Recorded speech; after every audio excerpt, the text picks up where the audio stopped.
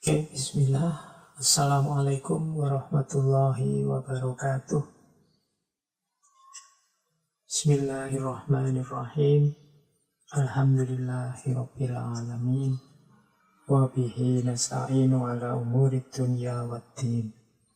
Allahumma sholli wa sallim wa barik ala habibina wa syafi'ina sayyidina wa maulana Muhammadin wa ala alihi wa ashabihi wa man tabi'ahum bi ihsanin ila yaumiddin.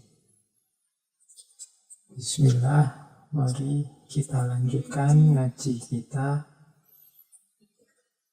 Meskipun malam hari ini hakikatnya kita masih ada dalam suasana prihatin karena kita masih ngaji online jarak jauh. Ya tentu saja ngaji semacam ini punya banyak kekurangan.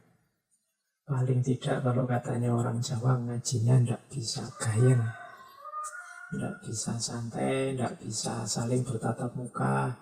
Saya bisa lihat kalau ngaji langsung kita kan bisa lihat wajahnya teman-teman sekalian, ini paham apa enggak dengan yang saya omongkan. Sudah capek apa belum, ngantuk apa belum, itu kelihatan. Tapi kalau ngaji online gini ya, saya tidak bisa menebak. Saya juga ngomongnya jadinya nggak bisa luas. Tapi tidak masalah, anggap saja situasi semacam ini itu ujiannya orang ngaji. Insya Allah semakin berat perjuangan kita, semakin berharga hasil yang kita dapatkan. Termasuk wawasan-wawasan baru, pengetahuan-pengetahuan baru yang semoga kita tidak bosan-bosan sebagai bahan untuk peningkatan kualitas diri kita. Baik, malam hari ini kita mulai sesi baru ya. Kalau minggu lalu kita sudah asyik dengan para sufi Nusantara, bulan September ini kita belajar tentang leadership atau kepemimpinan.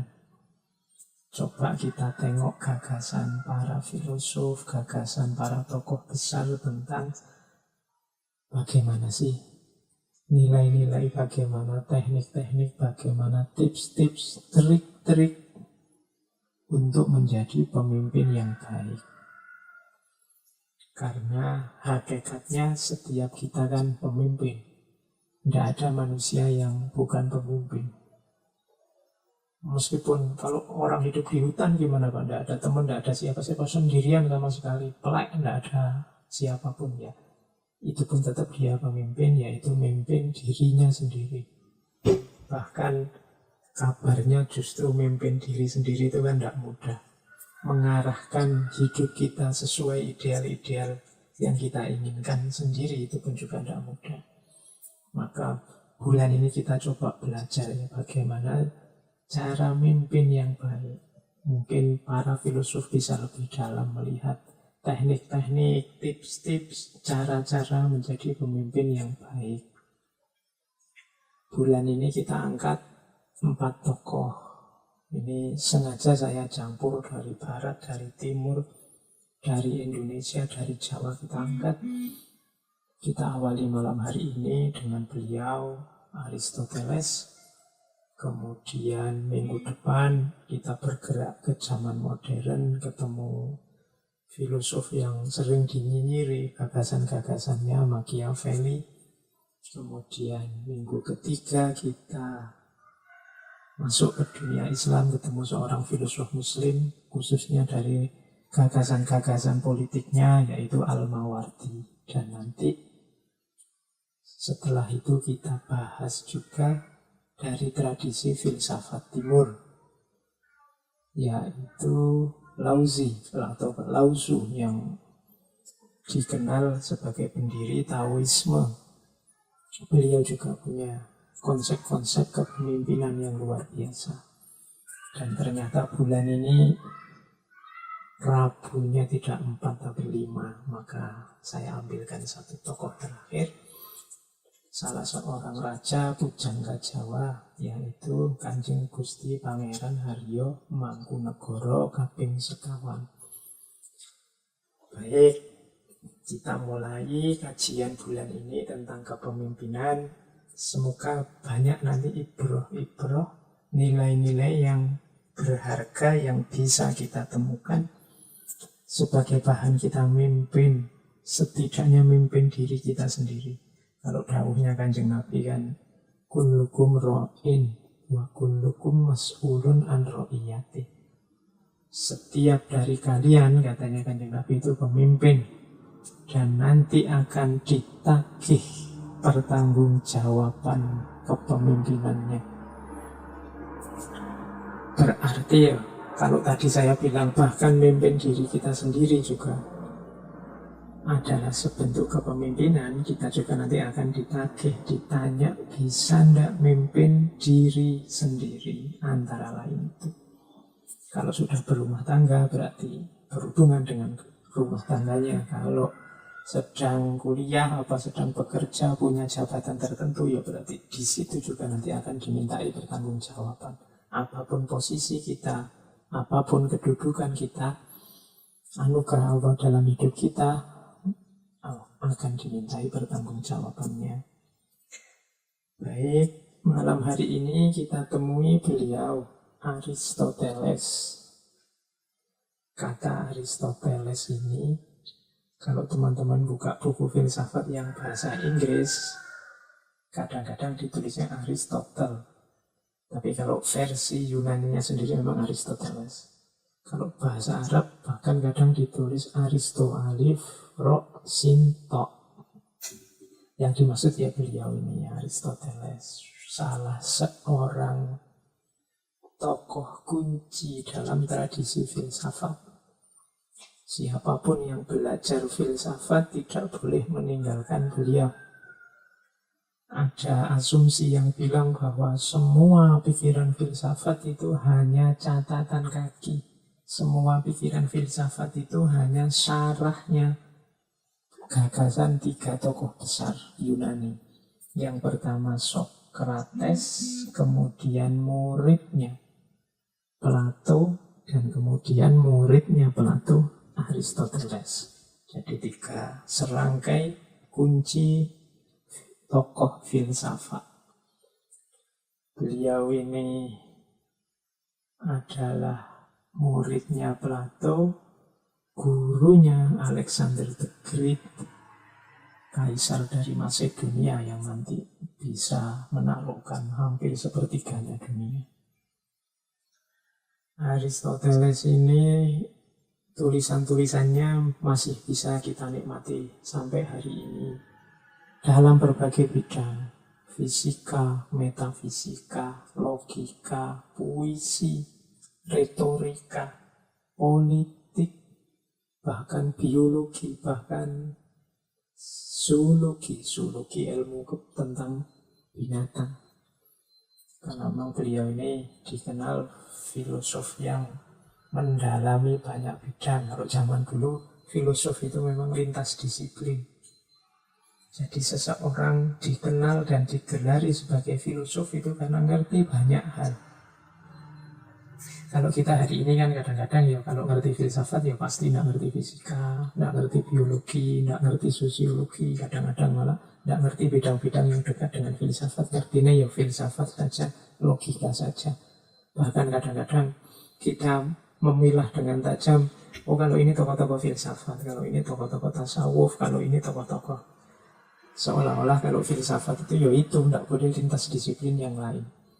Ngaji kita ini kan sering ada yang tanya, lupa itu ngaji filsafat kok ada tasawufnya, kok ada sosiologinya, kok ada macam-macam kan tema kita kalau dalam ngaji. Karena memang sebenarnya karakternya filsafat itu sifatnya, kalau ilmu, kalau masakan filsafat itu seperti garam. Dia bisa ada di banyak masakan. Makanya dulu filsafat itu disebut induknya segala ilmu. Kalau orang ingin berpikir mendalam, ya jalurnya filsafat tentang apapun. Nah, maka para filosof dulu, nggak cuma filosof barat, filosof kuno Yunani, para filosof muslim pun banyak yang ilmunya lintas disiplin. Spesifikasi disiplin itu kan dikenal populer mulai periode modern di Barat. Kalau dulu ya orang pinter itu biasanya pinter macam-macam. Oke, Aristoteles hidup 384 sampai 322 sebelum Masehi. Ayah beliau namanya Nikomachus. Nikomachus ini dokter pribadinya Raja Macedonia saat itu. Nanti unik, anaknya Aristoteles juga, oleh Aristoteles juga diberi nama Nikomachus juga, sama kayak nama ayahnya. Karena ayahnya ini meninggal saat Aristoteles masih kecil. Ibunya juga meninggal saat masih kecil. Nanti Aristoteles diasuh oleh suaminya kakaknya. Jadi diasuh oleh kakak iparnya. Umur 17 tahun oleh kakak iparnya, Aristoteles ini dikirim kuliah sekolah di akademi yang didirikan oleh Plato di Athena. Nah, nanti Aristoteles ini menikah 2 kali. Menikah yang pertama itu temannya adiknya. Menikah yang kedua, nanti istrinya meninggal. Kemudian menikah lagi, yang dinikahi yang kedua ini kabarnya budaknya istrinya. Jadi, kalau sekarang mungkin pembantunya istrinya yang meninggal. Nah, dari istri yang kedua ini nanti dapat seorang putra yang diberi nama Nikomachus. Sayangnya putra ini meninggal waktu perang. Masih muda ikut perang kemudian meninggal. Nah, nama Nikomachus ini nanti diabadikan oleh Aristoteles dalam tulisannya tentang etika. Maka etikanya Aristoteles dikenal dengan nama Nikomachean Etik atau Etika Nikomachean. Kalau ada yang tanya Nikomachean itu apa-apa? Enggak, itu nama ayahnya sekaligus nama putranya. Aristoteles ini nanti setelah belajar pulang ke Macedonia, kembali ke sana karena kemasyhuran kepandaiannya, dia nanti diangkat jadi guru privat putranya raja yang masih berumur 13 tahun, dialah Alexander the Great. Alexander the Great ini cucunya raja yang tadi ayahnya Aristoteles jadi dokter pribadinya. Nah, nanti Alexander ini diprivat oleh Aristoteles, tapi setelah nanti Alexander naik tahta jadi raja, Aristoteles balik ke Athena dan membuka sekolahnya sendiri yang nanti dikenal dengan nama Lyceum. Jadi dari situ nanti dikenal gaya ngajar yang khas dari Aristoteles di Lyceum. Lyceum ini sekolah yang sifatnya terbuka. Jadi muridnya bebas mau sekolah sambil lesehan karena sifatnya outdoor, bawa makanan, bawa macam-macam. Nah, nanti sambil Aristoteles ini ngajarnya sambil jalan-jalan di sepanjang pilarnya sekolah. Lyceum ini punya 2 sesi belajar, sesi pagi sama sesi siang. Materi-materi yang sulit diajarkan di sesi pagi. Nah, kalau yang lebih mudah diajarkan di sesi siang. Mungkin asumsinya kalau pagi kan seger, pikirannya masih jernih, maka diberi materi-materi yang sulit biar bisa masuk. Kalau siang mungkin sudah capek, diberilah materi-materi yang lebih mudah. Nah, kalau ngaji ini kan malam, tambah ngeri lagi, harusnya materinya yang paling gampang itu, karena teman-teman mesti ini sambil ngantuk-ngantuk, sambil setengah liar-liar diberi materi filsafat. Ya tidak apa-apa, paling tidak jasanya ngaji kita kan bisa untuk pengantar tidur. Alhamdulillah orang masih bisa tidur. Oke, nah nanti Aristoteles ini akhir hidupnya sebenarnya agak kurang menyenangkan karena beliau mengasingkan diri, hidup di pembuangan. Karena setelah meninggalnya Alexander the Great, Aristoteles ini banyak dapat tuduhan. Dianggap memberontak lah, dianggap murtad kalau hari ini, melawan dewa-dewa dan macam-macam. Nah, Aristoteles ini begitu dirinya dituduh makar, dituduh murtad, terus lari meninggalkan kota, keluar kota, hidup di pembuangan. Nah, waktu ada yang tanya pada beliau, "Wahai Aristoteles, sampean kok lari? Kok tidak niru gurunya Socrates? 76 tahun yang lalu Socrates juga dapat tuduhan yang sama, dieksekusi, meskipun kemudian namanya jadi besar." Jawabannya Aristoteles, "Aku tidak akan memberi kesempatan 2 kali kepada orang-orang Athena untuk berbuat dosa kepada para filosof." Ini kalau dibiarkan nasibnya mungkin seperti Socrates, tapi katanya Aristoteles, "Aku masih sayang dengan kalian orang-orang Athena. Jangan sampai Athena berbuat dosa 2 kali kepada para filosof." Dan Aristoteles akhirnya hidup di pengasingan, meninggal tahun 322 sebelum Masehi. Ini beliau tahun ini berarti usianya sekitar 62 tahun. Oke, baik teman-teman, itu ya sebenarnya tidak perlu detail saya kenalkan. Beliau pastinya teman-teman juga sudah tahu dan pernah dengar tentang riwayat hidupnya Aristoteles. Beberapa kali kelihatannya juga sudah kita angkat tentang beliau. Yang masih saya ingat dulu kita pernah secara khusus membahas tentang keadilan dari Aristoteles. Sebelumnya juga pandangannya tentang etika, kalau saya tidak salah ingat. Berarti bagi yang ingin lebih dalam boleh nanti dicari rekaman-rekaman awal. Baik, kita mulai pandangan-pandangan Aristoteles yang berhubungan dengan kepemimpinan. Tolong jangan keliru ya, nanti malam hari ini kita tidak bicara tentang politik menurut Aristoteles, tapi pemimpin yang baik menurut Aristoteles. Ini karena ada ranah yang berbeda nanti kalau kita membahas politiknya. Kapan-kapan kita bahas pasti tentang politiknya. Karena di antara konsep-konsep besar yang dibawa oleh Aristoteles adalah tentang politik atau politeia. Teman-teman yang belajar filsafat politik pasti akan belajar gagasan-gagasan politiknya Aristoteles. Hanya saja malam hari ini kita masih belum membahas itu. Malam hari ini kita akan fokus membahas tentang bagaimana karakter, bagaimana ciri seorang pemimpin yang baik.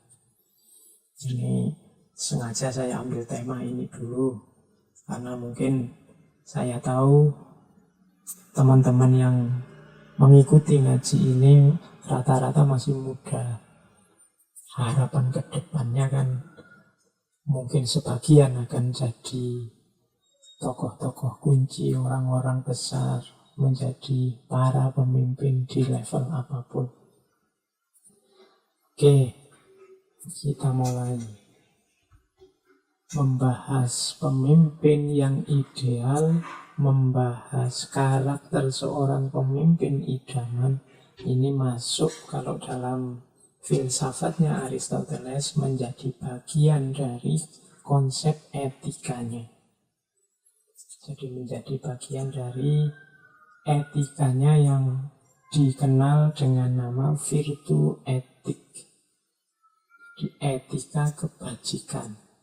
Makanya konsepnya Aristoteles tentang pemimpin ideal itu kadang-kadang disebut sebagai pemimpin yang virtus. Jadi pemimpin yang bijak atau pemimpin yang bajik. Bagaimana membangun, bagaimana membentuk seorang pemimpin yang bijaksana, yang poros kepemimpinannya adalah kebajikan. Istilahnya biasanya disebut virtus leader. Bagaimana membentuk seorang virtus leader. Berarti kita mulai dari konsep etiknya. Oke, pertama karena kita mulai dari konsep etiknya, jangan lupa etikanya Aristoteles itu dikenal dengan nama eudaimonisme. Eudaimonisme itu etika yang fokusnya adalah kebahagiaan. Jadi menurut etikanya Aristoteles, tujuan hidup yang paling puncak itu kebahagiaan. Setelah kebahagiaan sudah tidak ada lagi yang dituju. Kalau masih ada lagi yang dituju, ya berarti belum bahagia. Masih ada yang diinginkan lagi, belum puas, belum lega, masih ada yang diinginkan. Jadi orang yang sudah bahagia itu berarti orang yang sudah tidak ingin apa-apa lagi. Sudah nyaman, sudah lega dengan terpenuhinya keinginannya. Maka sebenarnya puncak hidup dan tujuan hidup manusia, katanya Aristoteles, itu ya kebahagiaan. Jadi yang pertama, kebahagiaan adalah puncaknya hidup, tujuannya hidup. Kenapa disebut puncak? Karena setelah bahagia biasanya orang sudah tidak ingin apa-apa lagi. Saya sudah bahagia Pak, tapi saya masih punya target ini, itu. Kalau versinya Aristoteles berarti ya belum. Kamu belum bahagia, masih banyak yang diinginkan. Orang bahagia itu sudah tidak perlu apa-apa lagi, sudah puas. Oke, itu yang pertama. Yang kedua, karena kebahagiaan itu adalah puncaknya, finalnya, maka bahagia itu harusnya bernilai dalam dirinya sendiri. Jadi, bukan karena sesuatu yang lain. Kalau kebahagiaan ini tergantung dengan sesuatu yang lain, ya berarti dia masih belum bahagia yang sejati. Jadi bahagia itu diinginkan karena dirinya sendiri, bukan karena sesuatu yang lain. Misalnya begini, itu ilustrasi di bawahnya.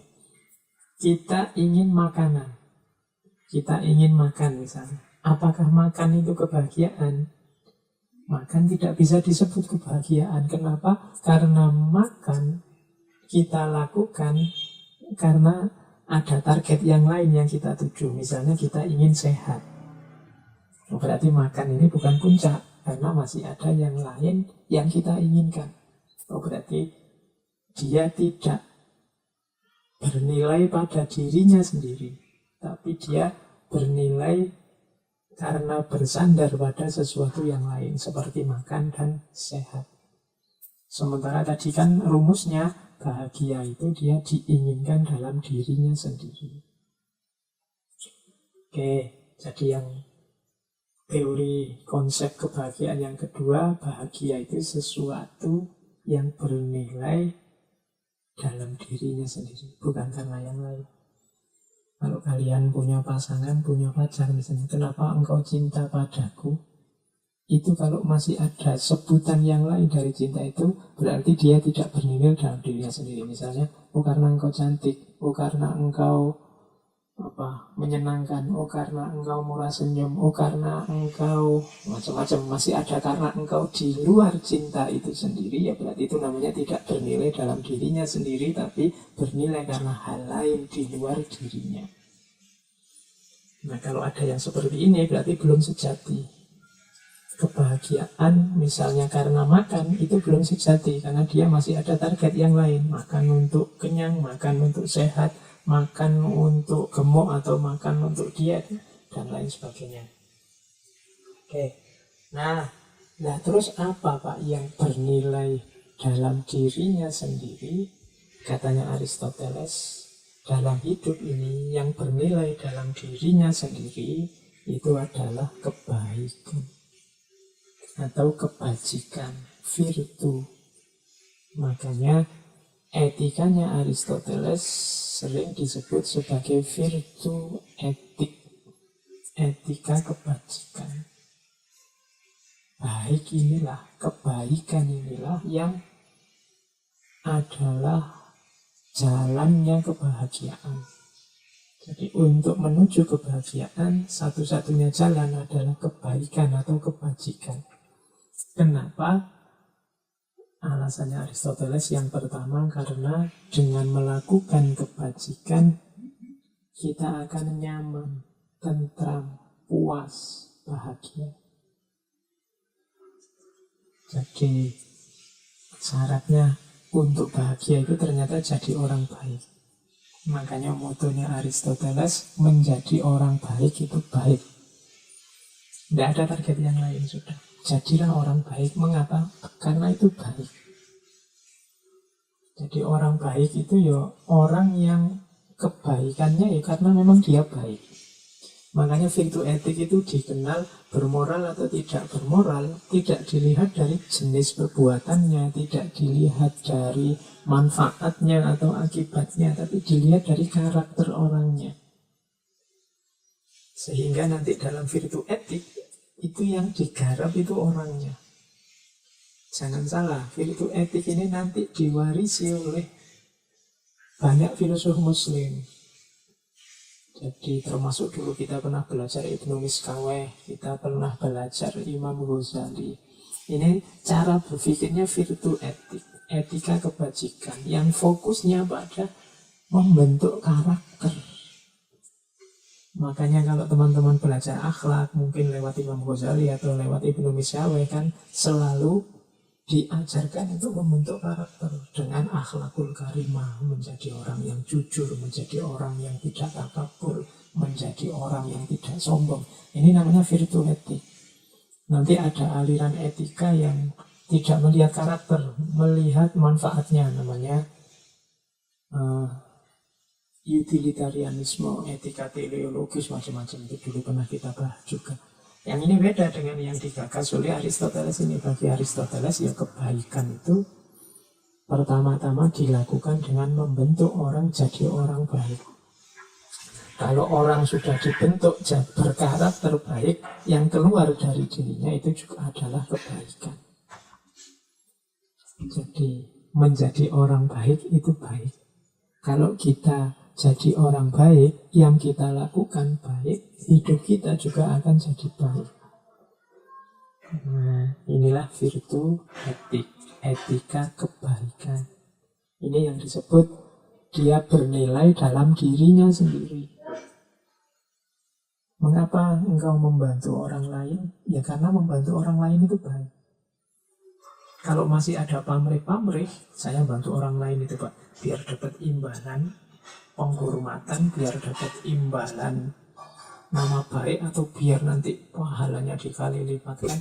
Kalau masih ada pamrih-pamrih di luar kebaikan itu sendiri, berarti kita masih namanya belum tulus, belum baik yang sejati. Maka jadilah orang baik yang sejati, melakukan kebaikan ya hanya karena itu baik. Mengapa engkau sodako membantu orang lain? Ya karena sodako itu baik. Jawabannya cuma itu saja, titik. Tidak ada tujuan lebih jauh, tidak ada target lebih jauh. Berarti kita orang baik. Jadi orang baik itu orang yang melakukan kebaikan karena itu memang baik. Dan yang seperti ini nanti katanya Aristoteles, inilah nanti jalannya kebahagiaan. Orang lega, orang puas, karena kebaikannya tuntas. Jadi kalau sudah tuntas itu kan tidak bisa diotak-atik, tidak bisa diganggu-gugat lagi. Ini isyarat bagi para pemimpin dan calon pemimpin. Pertama-tama harus membangun karakternya. Harus jadi orang baik dulu. Yaitu orang yang melakukan kebaikan karena itu baik. Bukan karena syarat-syarat apa atau karena tujuan-tujuan apa. Oke, kita lanjutkan. Ini uraian kelanjutannya kalau ada yang tanya. Mengapa kok kebaikan? Mengapa bukan kesenangan? Mengapa kesenangan tidak disebut, tidak dianggap jalan kebahagiaan? Kalau dijawab versinya Aristoteles ya, karena kebaikan yang sejati itu harus menunjukkan ciri bahwa itu manusia. Jadi kebaikan itu karakter yang hanya dimiliki oleh manusia. Kalau kesenangan ini bukan ciri khasnya manusia. Kenapa? Karena binatang juga nyari senengnya, nyari enaknya, nyari nyamannya hidup saja. Jadi kalau berhenti di kesenangan belum bahagia karena belum karakter manusia. Kalau kebahagiaan itu karakternya manusia. Kalau hanya kesenangan, binatang juga begitu.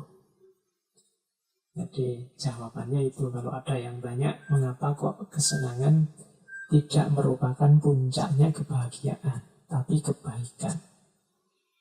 Mungkin ada yang tanya lagi yang kedua, kenapa kok bukan kehormatan? Kenapa kok kebaikan, kok tidak kehormatan? Jawabannya Aristoteles ya, kehormatan itu apa sih? Kehormatan itu kan apa yang dipikirkan orang tentang kita. Kemudian orang menilai kita tinggi, menilai kita bagus, menilai kita baik, kan itu. Orang yang mencari kehormatan itu kan sama dengan orang yang mencari pengakuan. Orang yang mencari keyakinan diri bahwa mereka ini baik. Aku ini sebenarnya baik apa enggak sih? Terus dia melacak, menurut orang-orang aku sudah baik apa belum? Ini kalau bahasa lainnya kan mencari kehormatan, mengejar kehormatan. Oh belum, saya harus melakukan yang baik lagi dan seterusnya. Berarti kehormatan ini belum puncak. Puncaknya adalah kebaikan. Jadi, oh alhamdulillah ternyata memang aku dianggap baik oleh orang lain. Makanya aku dihormati. Loh, berarti intinya kan di kebaikan, bukan di kehormatan. Kehormatan itu hanya salah satu cara kita untuk tahu bahwa kita ini memang sudah benar-benar baik. Kalau orang tidak menghormati kita, menyepelekan kita, jangan-jangan kita belum baik. Oh, orang-orang kok hormat sama kita, mungkin aku sudah baik. Dihormati orang pun belum pasti kita baik. Kadang-kadang orang tertipu oleh pencitraan-pencitraan kita. Kadang-kadang orang salah tebak terhadap yang kita lakukan. Kita punya pamrih, orang tidak tahu, nganggapnya kita tulus. Tapi kita tetap dihormati. Berarti memang kehormatan ini bukan puncaknya.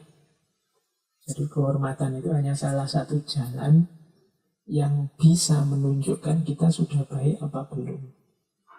Berarti dia bukan kebahagiaan yang hakiki, yang sejati. Yang sejatinya tetap ada di kebaikan. Kenapa bukan kekayaan juga, Pak? Apalagi kekayaan. Kekayaan juga harusnya bukan tujuan puncak. Kita mengejar kekayaan itu kan hakikatnya untuk memenuhi kebutuhan hidup kita. Kalau ada orang kekayaan untuk kekayaan, ini sebenarnya orang yang tidak pinter. Uang kita nyari uang, nyari kebutuhan hidup, itu kan untuk memenuhi apa yang kita inginkan. Makanya kalau kekayaan itu hanya dikumpulkan, itu sebenarnya logika yang keliru. Uang kekayaan itu untuk memenuhi hidup. Maka hidup yang utama itu kan bukan hidup yang surplus berlebihan hal harta benda untuk kehidupan kita. Tapi kalau pas kita butuh dia ada. Maka ada yang bilang orang kaya itu sebenarnya orang yang merasa cukup. Jadi bukan orang yang banyak harta. Kalau banyak harta tapi tidak merasa cukup, ya tidak kaya. Atau hartanya hanya ditumpuk saja, tidak digunakan sesuai perannya. Harta itu kan untuk memenuhi kebutuhan. Untuk memenuhi kebutuhan. Kadang-kadang hartanya banyak, dia tidak menikmati. Eman-eman hartanya, terus hidupnya malah tidak bahagia, hanya untuk menjaga harta. Nah, ini cara berpikir yang terbalik. Wong adanya harta, adanya kekayaan itu kan untuk memenuhi kebutuhan. Berarti orang yang kebutuhannya terpenuhi, dalam bahasa yang lain orang yang cukup, itu sebenarnya dia sudah kaya. Tidak harus numpuk harta berlebih. Buat apa harta? Ya harta untuk memenuhi kebutuhan. Lah terus ngapain harta itu ditumpuk-tumpuk saja? Ya nikmatilah untuk memenuhi kebutuhanmu. Jangan dibalik, karena ada orang yang kita sebut budaknya harta. Hartanya ditumpuk tapi hidupnya susah. Mending hartanya pas-pasan tapi juga pas dan cukup untuk memenuhi kebutuhan hidupnya. Hidupnya apa? Ya kebahagiaan tadi. Jadi harta ternyata juga belum final, karena dia hanya melayani hidup manusia.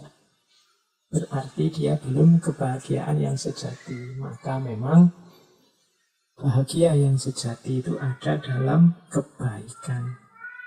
Itulah virtu etiknya Aristoteles. Seorang pemimpin berarti harus mampu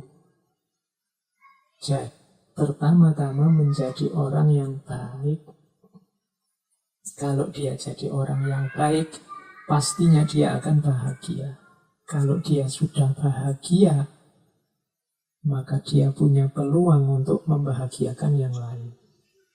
Kalau dia sendiri belum bahagia, dia sendiri masih banyak hal yang harus dikejar dan diselesaikan dan dibereskan, ya agak susah. Kalau dia ingin membahagiakan orang lain, membereskan hidupnya orang lain. Oke, jadi dasarnya dari situ nanti. Untuk membangun konsep pemimpin yang baik. Nah, selanjutnya, bagaimana cara kita membentuk orang jadi baik? Bagaimana cara melahirkan orang baik? Kalau Aristoteles punya pandangan kebaikan itu lahir melalui 4 tahap, 4 cara. Yang pertama, imitasi. Yang kedua, internalisasi. Yang ketiga, aksi. Yang keempat, habit. Oke, imitasi ini berarti tahap paling awal, paling mudah, yaitu niru-niru. Kita dulu waktu kecil niru bapak ke masjid. Niru bapak bantu orang lain, tetangga ikut kerja bakti. Niru bapak, itu niru. Atau kalau nggak niru bapak, ya niru ibu, atau niru guru, atau niru tetangga, atau niru idola yang kita pahami. Ini level imitasi. Masih niru. Kalau niru ini masih hanya ikut-ikutan, belum mengerti arahnya kemana, alasannya apa, tujuannya kemana, hakikat perbuatannya seperti apa, hanya niru.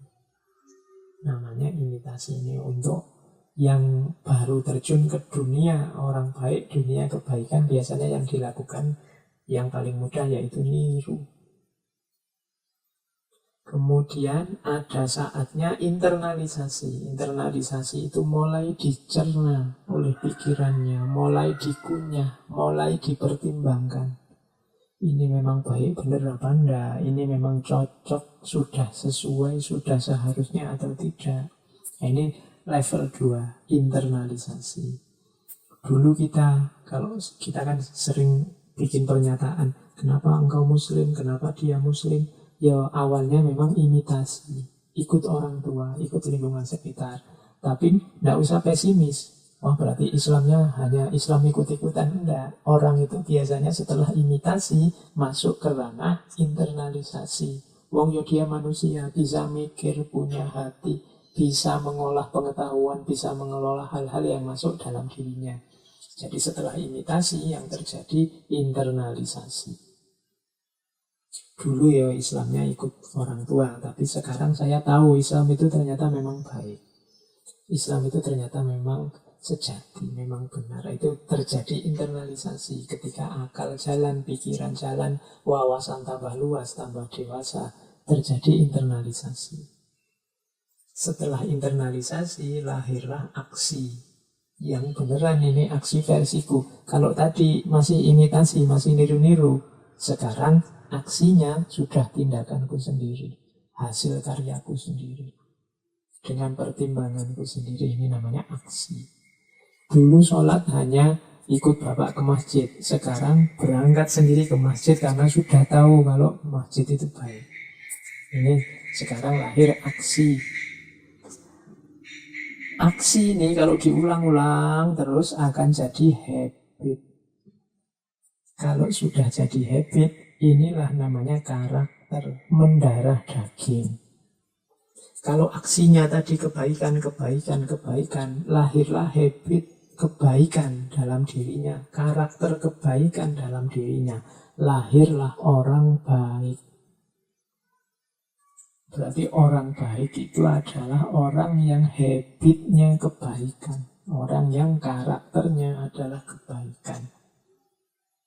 Jadi lahirnya orang baik itu kapan? Ternyata tidak ketika dia melakukan kebaikan, tapi ketika kebaikan ini jadi habit. Kalau sudah jadi habit, dia mendarah daging. Kalau bahasanya Ibnu Miskawi atau Imam Ghazali, dia akan keluar secara spontan. Jadi pemimpin yang baik adalah pemimpin yang punya karakter baik, berarti dia harus punya habit yang baik. Kalau bahasa agama punya akhlak yang baik. Cirinya akhlak apa? Keluarnya sejadi spontan. Kapan dia bisa jadi habit dan keluar spontan? Berawal dari aksi yang berulang-ulang.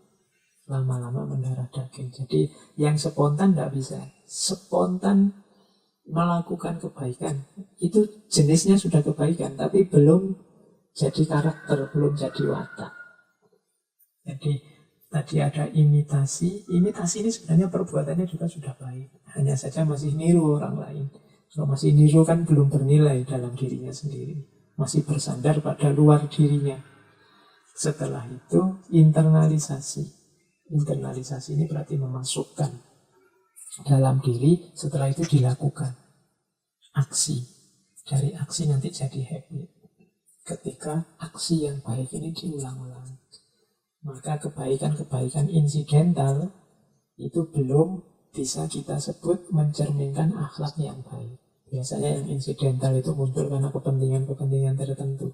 Kebaikan itu sejati kalau sudah mendarah daging, jadi karakter.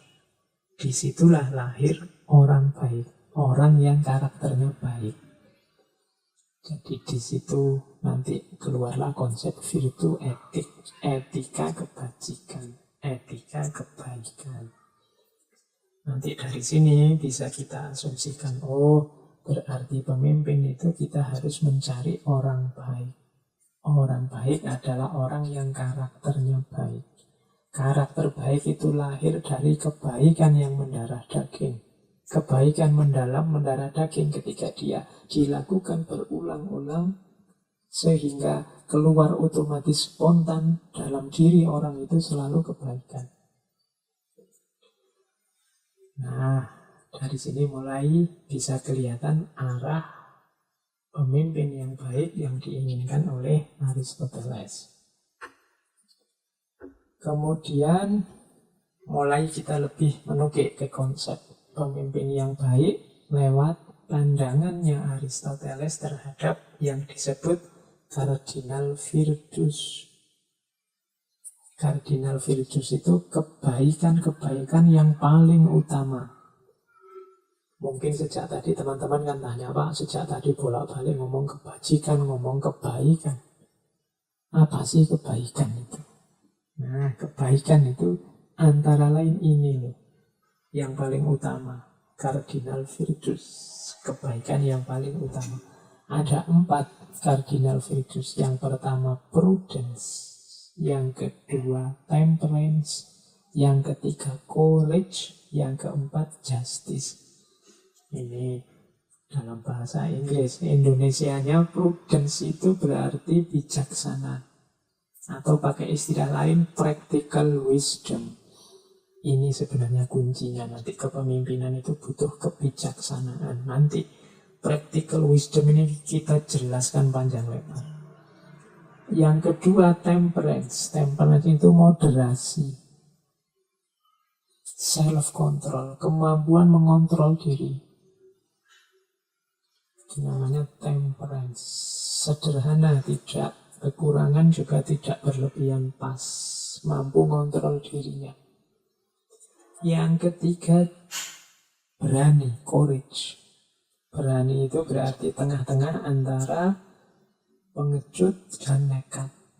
Pengecut itu tidak berani apa-apa, terlalu takut terhadap banyak hal. Nekat itu melakukan apa-apa tanpa pertimbangan. Tengah-tengahnya apa? Courage, berani. Dan yang keempat, justice. Justice ini keadilan. Adil. Kalau ini luas uraiannya. Kita sudah membahas tentang justice ini satu sesi penuh. Silahkan dicari ketika kita membahas filsafat keadilan selama 1 bulan. Antara lain tokoh yang kita angkat Aristoteles. Bagaimana pandangan Aristoteles tentang keadilan. Nah, berarti apa? Pemimpin yang baik harus punya cardinal virtues ini. Sebelum aneka jenis kebaikan yang lain, 4 kualifikasi ini harus dimiliki. Bijaksana, kemudian moderat, kemudian berani, kemudian adil. Bijaksana atau practical wisdom, kemudian temperance atau self-control atau moderate. Jadi hidup yang pas takarannya, tidak kurang dan tidak lebih, itu temperance. Kemudian courage, berani, dan justice, adil. Kita lanjutkan. Dari 4 ini, kunci yang sering disebut orang sebagai kunci leadership adalah practical wisdom atau phronesis. Jadi Aristoteles ini punya pandangan wisdom itu ada 2. Yang pertama theoretical wisdom, yang kedua practical wisdom. Yang theoretical wisdom kita kenal sebagai Sophia. Yang itu nanti lahirnya filsafat itu kan karena cinta pada Sophia, love of wisdom. Ini masih teoritis, theoretical wisdom. Makanya filsafat itu kan banyak bermain di ranah teoritis, berpikir, bernalar, berlogika, dan lain sejenis itu. Itu namanya theoretical wisdom atau Sophia. Sementara mimpin ini kan bukan ranah mengawang-awang, tapi ranah kehidupan nyata. Bagaimana kita memimpin diri, bagaimana kita memimpin orang lain, bagaimana kita memimpin keluarga. Maka ada satu kunci untuk leadership dalam pikirannya Aristoteles. Kuncinya adalah practical wisdom. Kalau yang theoretical wisdom disebut dengan istilah Sophia, yang practical wisdom disebut dengan istilah phronesis. Nah, untuk leadership kita butuh pemimpin yang punya daya phronesis ini, punya daya practical wisdom. Apa sih phronesis itu? Ya ringkesnya phronesis itu adalah kemampuan untuk melakukan sesuatu yang benar, yang tepat, kemudian yang berdasar, atau kalau pakai bahasa Inggris, the ability to do the right thing at the right time for the right reason. Seorang yang punya kemampuan phronesis itu mampu melakukan sesuatu yang benar di waktu yang juga benar dengan alasan yang juga benar.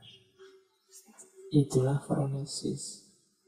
Jadi yang kita lakukan ini benar, dilakukannya juga pas di waktu yang tepat, kemudian alasan dilakukannya juga jelas dan benar. Nah ini orang yang punya daya phronesis ini keputusannya mesti di waktu yang tepat, dan itu pun alasannya juga tepat. Tidak sekedar diputuskan, tidak sekedar dilakukan, tapi pasti yang dilakukan itu baik, waktunya tepat, alasannya juga jelas. The ability to do the right thing at the right time for the right reason. Pertama-tama seorang leader harus punya kekuatan practical wisdom atau phronesis ini. Penjabarannya bagaimana practical wisdom ini? Oke, sekarang kita lihat bagaimana menjabarkan practical wisdom.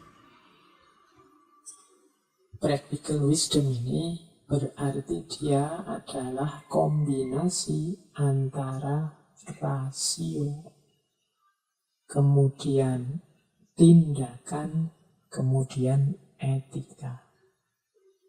Rasio ini akal yang punya daya untuk menangkap yang benar. Tindakan ini berhubungan dengan actionnya, aktivitas di dunia nyatanya, penerapannya. Etika ini berhubungan dengan ketepatan waktunya, ketepatan alasannya, ketepatan jenis tindakannya, ketepatan motifnya, dan lain sebagainya. Jadi, akal dipakai untuk menangkap kebenaran, etika untuk memastikan kebaikannya, dan tindakan atau action untuk memastikan bahwa ini dijalankan, tidak cuma diteorikan. Phronesis itu gabungan dari rasio, tindakan, etika. Berarti apa? Phronesis itu ya pengetahuan, ya tindakan, ya pemahaman terhadap situasi. Jadi dari rasio kan lahir tentang pengetahuan yang benar. Kemudian dari etika kita bisa masuk pada pemahaman terhadap situasi sehingga keputusan kebaikan yang kita ambil tepat. Kemudian dari tindakan yang kita mengambil bahwa ada aspek konkret tindakan yang dilakukan. Sehingga tidak cuma diskusi, tidak cuma teori, tapi juga ada aktivitas konkretnya. Maka rumusnya, practical wisdom itu pengetahuan plus situasi plus aksi. Didasari oleh pengetahuan, dilandasi oleh pemahaman terhadap situasi, kemudian diputuskan dalam aksi. Oke, jadi ternyata practical wisdom itu membutuhkan daya nalar, membutuhkan kemampuan membaca situasi, dan yang ketiga membutuhkan keberanian untuk melakukan aksi. Loh, berarti pemimpin yang baik itu cirinya adalah dia harus pintar karena butuh pengetahuan. Tidak cuma pintar teori, tapi juga pintar membaca situasi. Kemudian juga harus punya willingness, punya keinginan, punya keberanian untuk melakukan aksi. Disitulah kalau seseorang sudah punya 3 kualifikasi ini, berarti dia sudah punya practical wisdom. Kalau sudah bisa menjalankan practical wisdom, ya nanti akan melahirkan lembaga, melahirkan situasi yang coraknya bahagia. Karena tadi kebaikan itu kan dilakukan untuk kebahagiaan. Oke, kita lanjutkan. Nah, ini kelanjutannya tadi ya. Secara praktis, seorang leader, seorang pemimpin harus melakukan ini, harus menguasai ini untuk menjalankan practical wisdom. Bagaimana sih Pak cara mengkombinasikan pengetahuan, situasi, dan aksi? Apa saja yang harus dilakukan seorang pemimpin? Ini dirangkum dari berbagai sumber yang menguraikan tentang practical wisdom. Setidaknya ada 6 hal bagi seorang pemimpin untuk mewujudkan practical wisdom. Yang pertama apa? Pengetahuan tentang tujuan. Jadi seorang pemimpin harus tahu tujuan, arah, haluan kepemimpinannya. Mimpin warga, mimpin rakyat, mimpin kelas, mimpin rumah tangga, bahkan mimpin dirimu sendiri. Kunci pertama tetap tujuannya kemana harus jelas. Mau dibawa semana sih ini? Nah itu harus jelas. Kalau ini tidak bisa dijawab ya kita tidak bisa kemana-mana. Orang bisa bilang, wah sekarang lembaga kita sudah maju. Ini kan istilah umum sudah maju itu. Maju itu maksudnya apa? Maju itu berarti semakin dekat ke tujuan yang diinginkan. Itu namanya maju. Cuma kan kita kadang-kadang pakai istilah maju ini ya. Yang penting misalnya, oh lembaga ini ternyata profitnya, untungnya tambah banyak. Oh lembaga ini pengikutnya tambah banyak. Terus kadang-kadang kita sebut secara serampangan yang seperti itu sudah maju. Tidak apa-apa, pengikutnya tambah banyak, profitnya tambah banyak. Kalau memang dua ini tujuannya, ya memang berarti sudah semakin maju. Tapi untuk bisa menyebut maju, itu ya yang pertama-tama harus tahu tujuannya. Tidak bisa seorang pemimpin itu disebut pemimpin yang sukses kalau dia tidak punya tujuan. Bapak mimpin lembaga ini, arahnya kemana sih? Malah ya jalan sajalah seperti biasa, kan sudah ada aturannya. Oh yang susah dia untuk jadi pemimpin yang sukses. Kenapa? Tidak tahu tujuannya kemana. Ibaratnya sopir, ya sebagus apapun mobilnya, kalau tidak jelas mobil itu mau dibawa kemana, ya akhirnya cuma muter-muter tidak jelas, menghasilkan bensin, menghabiskan bensin saja. Jadi yang pertama-tama syarat practical wisdom bagi seorang pemimpin adalah tahu tujuannya mau kemana. Oke, yang kedua, untuk syarat practical wisdom adalah dasarnya harus kebenaran. Maka seorang pemimpin harus luas pengetahuannya, luas wawasannya, biar dia tahu mana yang benar, mana yang baik, mana yang indah.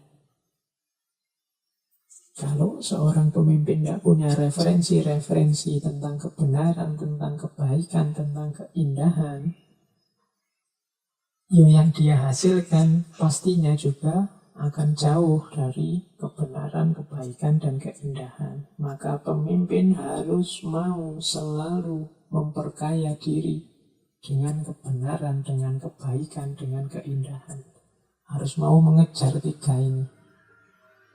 Tanpa tiga ini ya nanti susah untuk sampai pada tujuan. Atau seandainya sampai pada tujuan berarti dicapai secara jauh dari kebenaran, jauh dari kebaikan, jauh dari keindahan. Bisa jadi tujuannya tercapai, tapi efek akibat dari ketercapaian tujuan itu tidak seperti yang dibayangkan. Karena prosesnya menyalahi prinsip kebenaran, menyalahi prinsip kebaikan, menyalahi prinsip keindahan.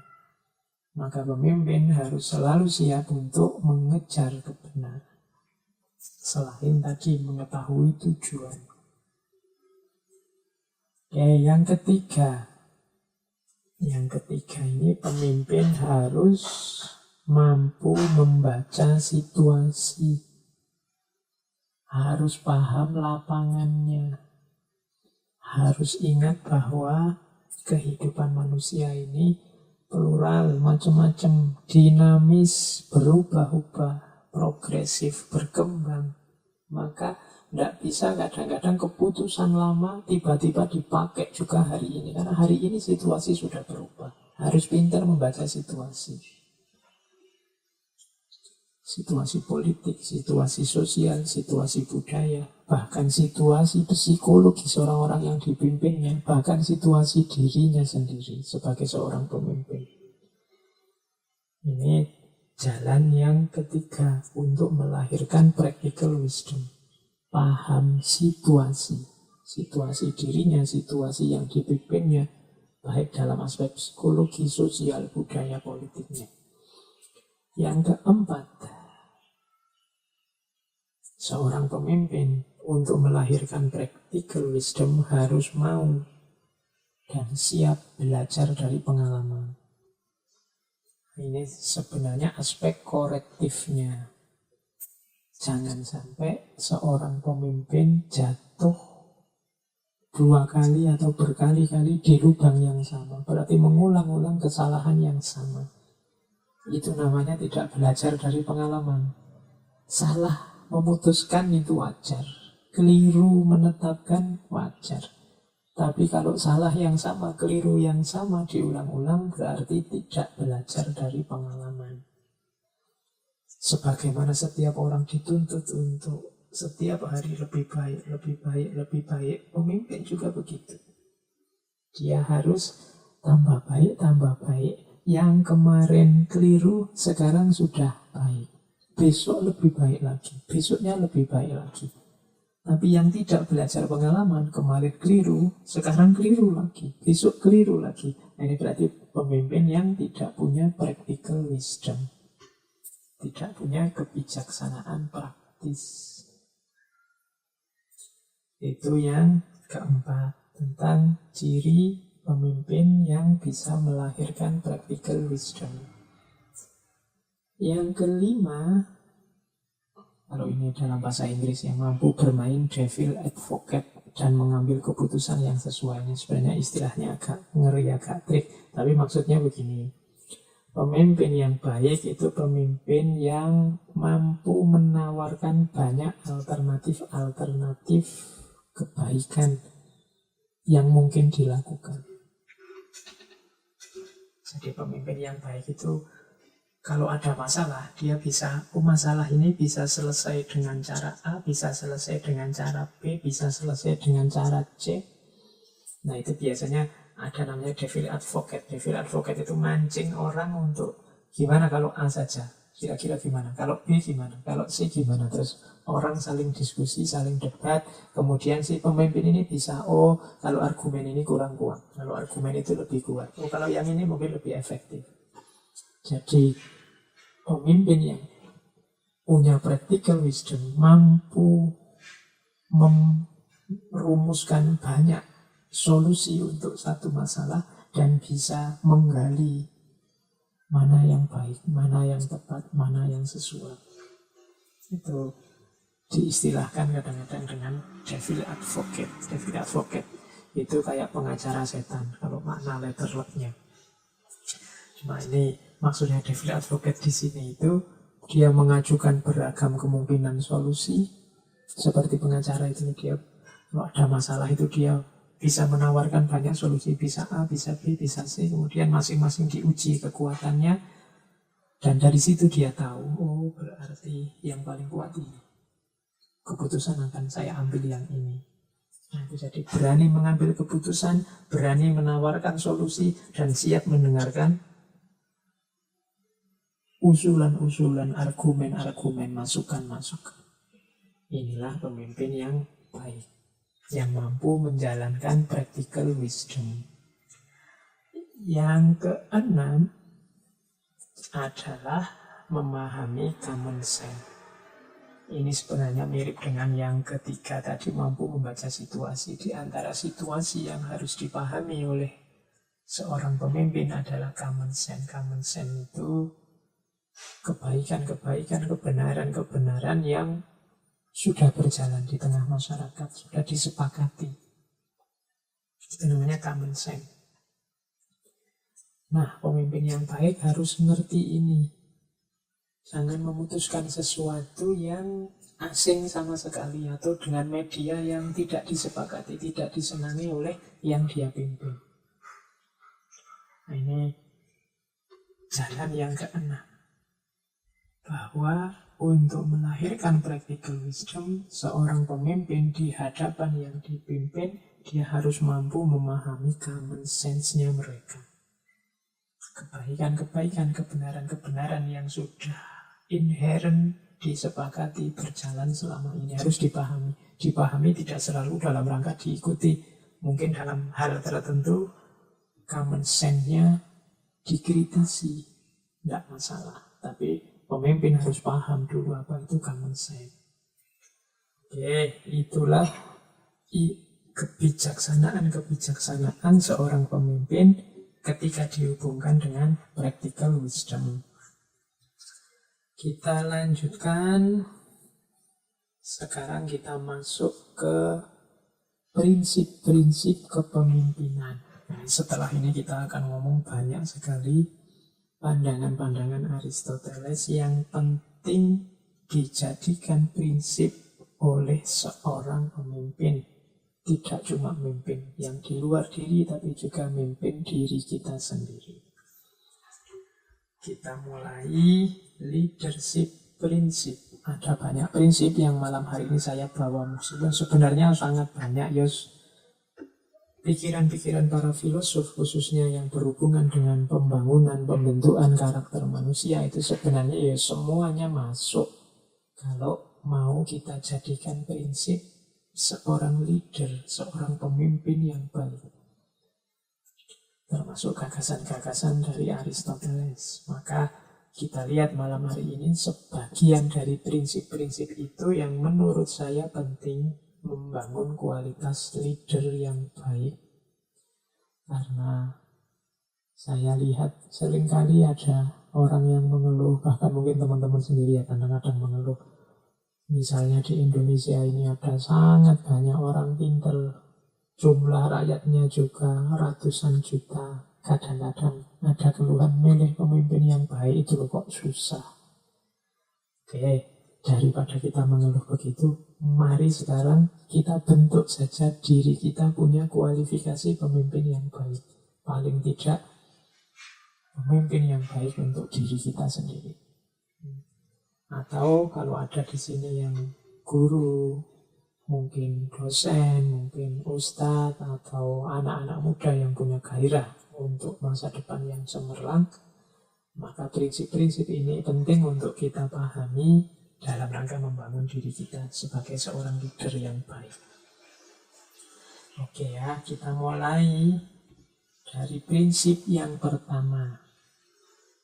Ini quotes dari Aristoteles yang banyak dikutip orang. Knowing yourself is the beginning of wisdom. Mengetahui dirimu sendiri adalah awal dari kebijaksanaan. Prinsip leadership yang pertama dan yang harus sebenarnya dilakukan oleh siapapun, tidak cuma yang punya ambisi jadi leader, adalah knowing yourself. Mengetahui diri, mengenali diri. Karena tidak mungkin orang bisa bijaksana kalau dirinya saja dia tidak kenal, tidak ngerti. Knowing yourself is the beginning of wisdom. Kalau kita kenal diri kita, manfaat paling dekat, kalau manfaat jauhnya kan kemarin, man arofa nafsahu faqad arofa rabbahu. Ini manfaat jauhnya kalau kita kenal sangat dalam dengan diri kita, pada akhirnya kita bisa mengenali keberadaan Tuhan. Tapi yang paling dekat adalah kalau kita kenal diri kita sendiri, kita akan mampu untuk bersikap bijaksana. Khususnya terhadap diri kita sendiri juga. Kalau teman-teman mengenali diri, misalnya gini, oh aku ini orangnya sensitif, aku ini orangnya baperan. Tidak bisa ada orang ngomong jelek sedikit saja tentang aku, wah darahku naik, mataku merah. Itu kan kenal. Oleh karena itu, cobalah aku tidak terlalu banyak terlibat di forum-forum yang isinya saling celah, saling kritik. Tidak kuat aku itu, mudah panas. Oh ini kan kamu jadi bijaksana. Kenapa kamu bisa bijaksana seperti ini? Karena tadi kamu ngerti dirimu, aku ini mudah tersinggung, aku ini mudah marah.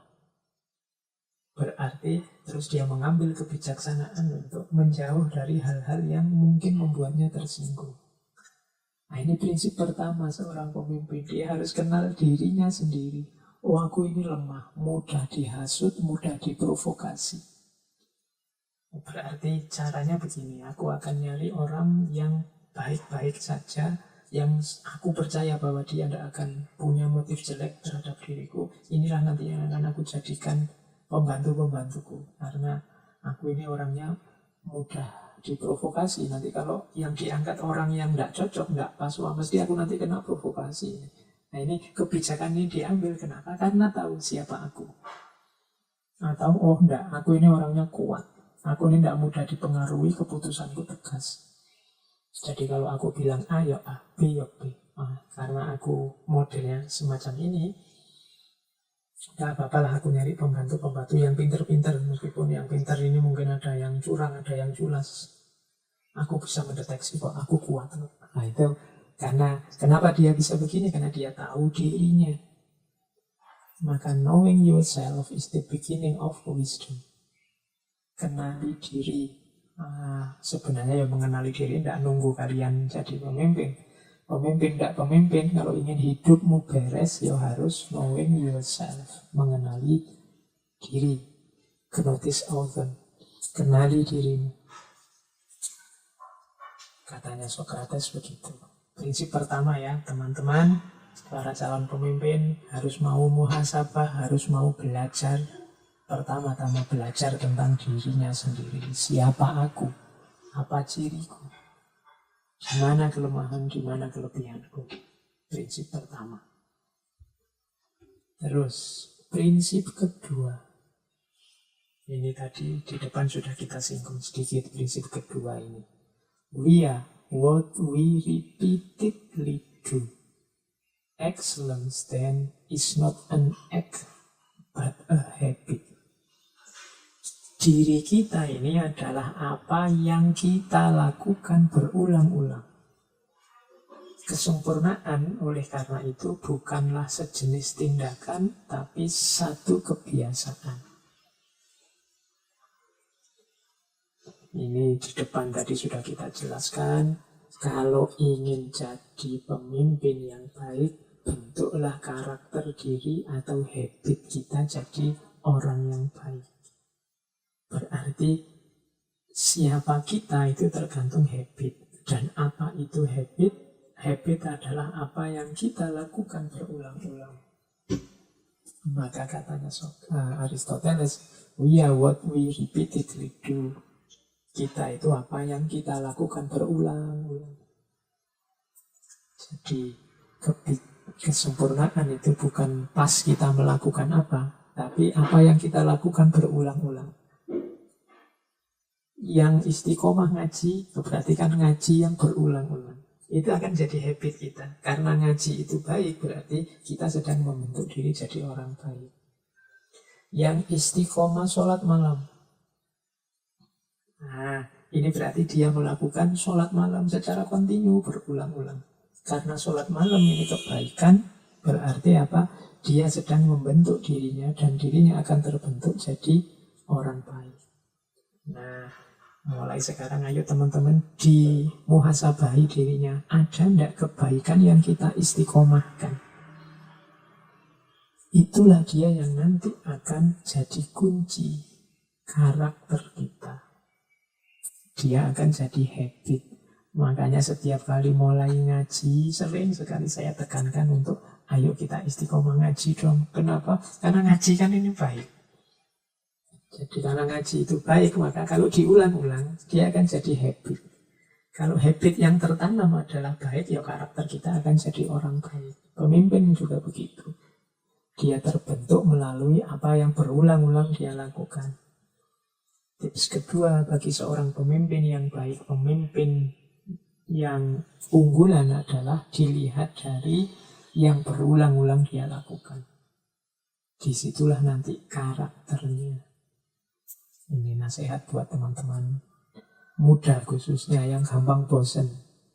Saya tidak tahu hari ini teman-teman asiknya apa yang berulang-ulang tiap hari dilakukan apa. Jangan-jangan medsosan, jangan-jangan apalagi ngopinya, jangan-jangan lu ngopi kan baik lah, iya ngopi baik, tapi kan ada banyak hal yang lebih baik. Saya HP-nan itu kan silaturahim Pak, medsos itu kan menjalin silaturahim ya, tapi ya mungkin ada yang lebih baik. Kamu cari yang lebih utama seperti tadi rumusnya, yang tulus, tidak karena yang lain tapi dia bernilai baik dalam dirinya sendiri. Ya, yang kedua ini, jadi what we repeatedly do. Maka seorang pemimpin harus membangun karakter yang baik dengan mengulang-ulang hal baik. Yang ketiga, happiness belongs to the self-sufficient. Kebahagiaan itu milik yang merasa cukup. Self-sufficient itu merasa aku sudah cukup. Aku sudah bisa, itu biasanya orang bahagia sudah kalau sudah merasa ya yang kuinginkan sudah terpenuhi, yaitu self-sufficient. Ini parameter kebahagiaan yang mudah kita jangkau adalah self-sufficient. Berarti orang yang self-sufficient itu orang yang mandiri, orang yang sudah puas dengan dirinya sendiri, tidak lagi butuh, tidak lagi tergantung dengan yang lain. Pemimpin yang bahagia berarti juga pemimpin yang self-sufficient. Pemimpin yang merasa cukup dengan dirinya, pemimpin yang mandiri, tidak tergantung dengan yang lain. Karena ketergantungan mengindikasikan ketidakmandirian. Kalau tidak mandiri berarti susah bahagia, karena tergantung sama yang lain. Jadi ini prinsip yang ketiga, harus mandiri, self-sufficient. Di situ nanti orang bisa bahagia. Prinsip kepemimpinan yang ketiga. Prinsip kepemimpinan yang keempat. Ini juga salah satu quotes-nya Aristoteles. Through discipline comes freedom. Melalui kedisiplinan akan datang kebebasan. Ini saya tidak tahu ya, kadang-kadang kita sering mengkritisi diri kita sendiri. Orang Indonesia itu susah sekali disiplin. Nanti ada banyak orang yang bilang seperti itu. Saya tidak akan menguji benar atau tidak omongan itu, tapi yang jelas ingat-ingatlah bahwa memang disiplin adalah kunci. Jadi disiplin itu memang tidak enak, memang tidak bebas. Karena disiplin itu kan kita harus A, harus B, harus C, urut, kemudian tertib, kemudian sesuai aturan, kemudian di arah yang sudah ditetapkan, itu namanya disiplin. Tapi katanya Aristoteles, justru yang disiplin inilah nanti yang akan membuahkan kebebasan. Disiplinnya memang agak ketat, tidak bebas, tapi buahnya kedisiplinan itu justru kebebasan. Teman-teman disiplin belajar, akhirnya menemukan kebebasan dengan kelulusan. Yang malas belajar tidak nemu kebebasan yang namanya kelulusan itu. Disiplin, santri misalnya disiplin, tahfidz, disiplin, hafalan. Akhirnya menemukan kebebasan dengan hafal Al-Quran. Tapi yang tidak disiplin, padahal sudah niat lo mau hafalan, tapi tidak disiplin, akhirnya ya tidak hafal-hafal. Tidak nemu kebebasannya. Kalau sudah hafal kan bebas dia. Nah itu through discipline comes freedom. Ini prinsip yang harus dipahami oleh seorang leader. Tujuan yang diinginkan tadi, pemimpin tadi kan disebut harus kenal tujuannya. Harus diupayakan secara disiplin. Ya memang dalam upaya mencapai tujuan ini banyak sandungan-sandungan, banyak kesulitan. Tapi tetaplah disiplin. Kalau sudah disiplin akan ketemu kebebasan. Oh, sudah kena sekarang tujuannya, sekarang bisa bikin target yang baru, bisa bikin tujuan yang baru.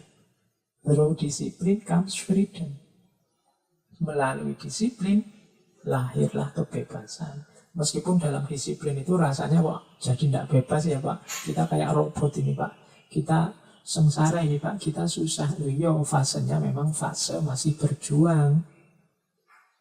Tapi kalau sudah sukses perjuangan akan lahir freedom, merdeka sekarang. Ya kayak tadi saya ilustrasikan kan. Coba kalian sejak semester 1 dulu tekun, rajin, disiplin, lulusnya paling semester 6-7 isi lulus kamu. Merdeka sekarang kan, sudah tidak ketemu dosen lagi, tidak diperintah-perintah tugas lagi, tidak mikir ujian, tidak mikir bayar UKT, bebas. Kamu freedom. Tapi karena kamu tidak disiplin sejak awal, kuliah males, dikasih tugas, tidak pernah dikerjakan, akhirnya tidak lulus-lulus kuliah karena tidak disiplin, tidak ketemu-ketemu yang namanya freedom. Pemimpin juga harus ngerti logika ini. Logika, through discipline comes freedom. Melalui kedisiplinan, lahir kebebasan. Ya disiplin itu memang sumpah, tapi kalau tujuannya terpenuhi, di situ ada kelegaan yang luar biasa. Prinsip kelima. Hope is a walking dream.